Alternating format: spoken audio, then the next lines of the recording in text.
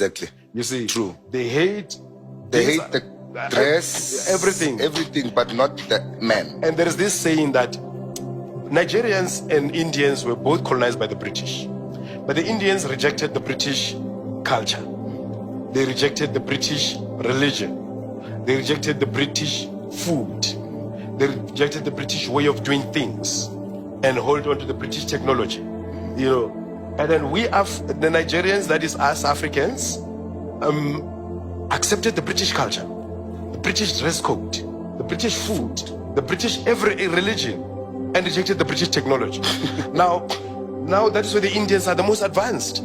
They don't need to speak English to make a cell phone. But me and you are colonized to believe that the more you speak a better English, you can clean it. You are intelligent. But a perfect English is not a mark of intelligence. A mark of linguistic ability. You are able to speak. I speak 14 languages. I speak Swahili. I speak Sepedi. I speak Xhosa, your language. I speak 14 languages. You understand? It doesn't necessarily make me intelligent. It makes me a linguistic. But we were colonized to believe that because you speak a perfect English, therefore you are intelligent. But how many perfect English speakers among us invented anything? Okay. How many PhDs who congregate at Capellos and all of those places every evening and drinking and tell you how they got their PhD from Harvard and so forth? You have a PhD in engineering and an illiterate priest from Malawi come and spread a doom on you. Yeah. While you have a PhD in chemical engineering, you know that Dumitawala is a poison. But you allow another school dropout at Domkop, it'll spread. People are having a PhD in engineering.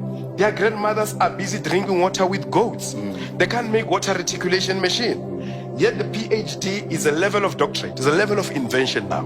You have passed theory to the level of practice. Now, how many of our English-speaking PhDs holders invented anything? Are effective in our community. Exactly. So, therefore, when we speak of then colonization, Christianization of the Africans, it dulled also our thinking, because they did not only colonize our spaces, they colonized ideas, principles and concepts that we use.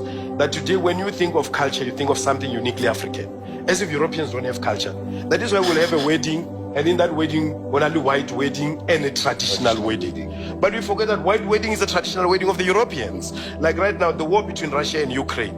How can you define it? It's a tribal war. These are two tribes of the same Russian, former Soviet Union. You know, they're the same group of people.